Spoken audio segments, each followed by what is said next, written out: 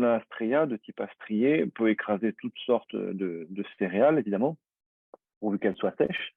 Alors par céréales, on peut entendre aussi par extension tout ce qui n'est pas tout ce qui ne sont pas des graminées, donc autres que blé, seigle, avoine, orge, mais on peut inclure également tout ce qui est maïs, tout ce qui est sarrasin, légumineuses, lentilles, pois chiches, toute graine tant qu'elle est sèche, pour pouvoir produire un pulvérulent, c'est-à-dire une poudre.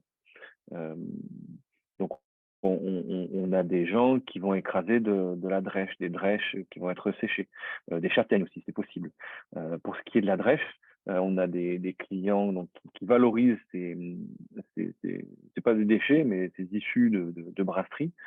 Avec l'essor des microbrasseries en France, il y a de plus en plus de circuits de valorisation des drèches qui se mettent en place.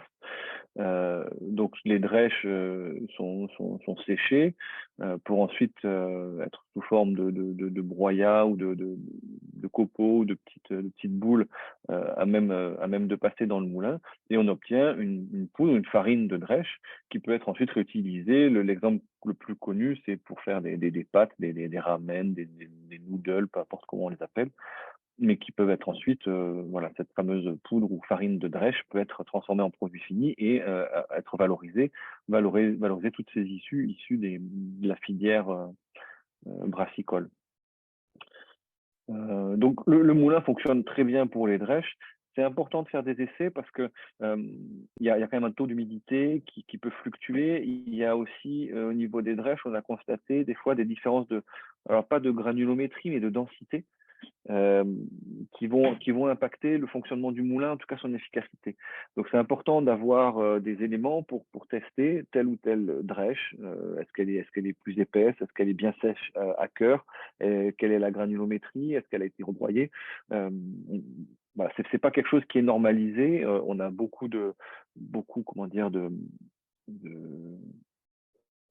de recul sur les céréales, le blé, voilà, on sait la taille des graines à peu près, on a des fourchettes ou des abacs pour chaque type de graines, même si c'est des graines plus petites comme la lentille ou plus grosses comme le pois chiche ou des graines comme le sarrasin, décortiquées, non décortiquées, etc. Donc là, on a beaucoup de recul. Sur la drèche, c'est quand même quelque chose qui est en plein essor, donc qui nécessite pour nous, quand on discute avec des prospects ou ensuite même avec des clients, lorsqu'on les suit, on fait beaucoup de tests et on se tient vraiment à leur disposition pour tester le produit qu'ils vont avoir, sachant qu'ils ont un produit qui va fluctuer.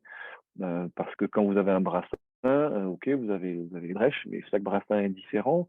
Donc, si vous avez un séchage pour brassin, pour les drèches, un séchage qui est identique, un process de séchage qui est toujours le même, comme les brassins, enfin, je sais pas si on dit ça des brassins, mais en tout cas, comme les drèches qui seront issues des brassins, c'est peut-être plutôt ça, seront différentes d'un brassin à l'autre ou d'un moment de l'année à l'autre. Si le processus de séchage est le même, on aura des grosses disparités des fois dans le produit fini, la drèche, qui passera dans le moulin. D'où l'intérêt de faire un suivi pour éviter que le moulin bourre, pour éviter des pertes en rendement et qu'on puisse vraiment avoir une utilisation optimale du moulin et de l'obtention des farines de drèche.